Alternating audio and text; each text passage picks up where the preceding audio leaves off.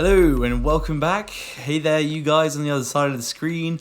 I know, I'm very late to this party. In fact, most of the party's probably already finished, and I've just rocked up to a near empty house with probably just a couple of druggies lounging around trying to come down from their high. But nonetheless, I did want to talk about this game.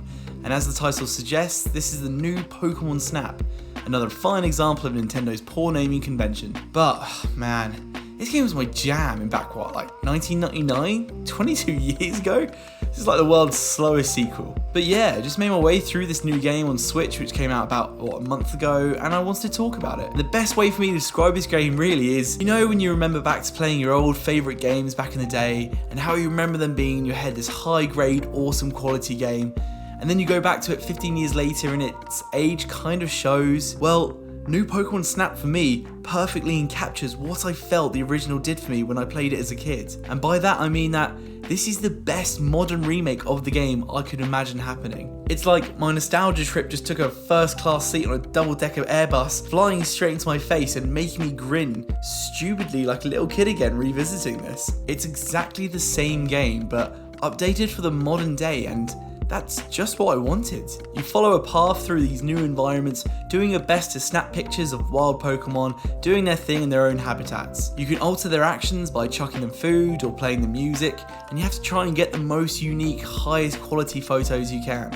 A concept of which might not sound so thrilling on paper, but is so damn therapeutic in practice. We've got 6 or 7 more generations of Pokemon since 1999 as well, and Bandai Namco Studios, who developed this sequel, did a great job of making sure every generation has its chance to shine. A thing Game Freak could learn a thing or two from. Personally, I was one of those people who thought that whilst Pokemon Sword and Shield was enjoyable, it was a pretty big cop-out for what I expected from a game 20 years in on a system that is now more powerful and also in HD. And now, new Pokemon Snap only further supports my argument. This is easily the best looking Pokemon game we've seen to date, and it only reminds me of how lazy I think Game Freak are getting with their mainline games. Give a third-party studio the reins like this and we start seeing more pleasing results. Looks aren't the only thing that got upgraded in the sequel as well. The original Pokemon Snap, whilst fun, was pretty short in playtime and only had a few select levels to play through. And whilst the level choice isn't that much bigger, if I'm honest, they've done this unique, neat thing where you can progress through each environment and level up to make past routes feature new Pokemon or different scenarios. Each area also includes a daytime or a nighttime option as well, which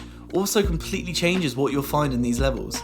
So combining 3 levels with night and day options in each environment, you're at least getting 6 different styles of levels per environment, which does a really great job to keep things interesting. The game actively encourages you to do repeats and reruns with missions and new star systems, which categorize a Pokemon you've pictured into 1 of 4 levels based on how unique the photo is. This makes you want to backtrack and experiment with previous surroundings to see if, playing some music next to that group of Talos might make them chirp instead of scaring them off, or maybe throwing an apple at that tree might make a Pokemon drop from it. It's so soothing to see all these different Pokemon interact with each other in a place outside of Pokemon battles and arenas. But by all means, the game doesn't come without its flaws for sure. Each run only allows you to submit 1 photo per Pokemon, so if you've snapped a 3-star pose Pichu and a 4-star pose Pichu, you only can choose 1 to submit for official markings, which means you have to go back and try and get the exact same photo that you've already taken previously. Not sure why they limit you like this, as the game has enough repeat value without making you do this. There's also this online Instagram feature which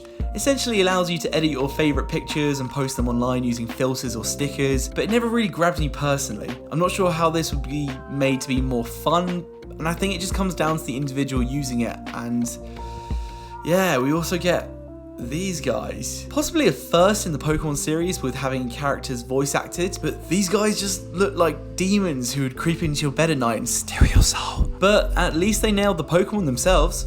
I think I've beaten this drum long enough. I think this sequel just turned out so great. This makes me think that Game Freak should really be up in their game now. They've got Pokemon Legends Arceus in development, so hopefully that's a step in the right direction we need, but I'm always hesitant to hold my breath. But yeah, let me know if you've played the new Pokemon Snap and what your thoughts on it might be. Let me know in the comments down below. If you liked this video, please feel free to leave a like and subscribe, it really does help me out. And as always, stay tuned for more reviews on movies, anime and video games.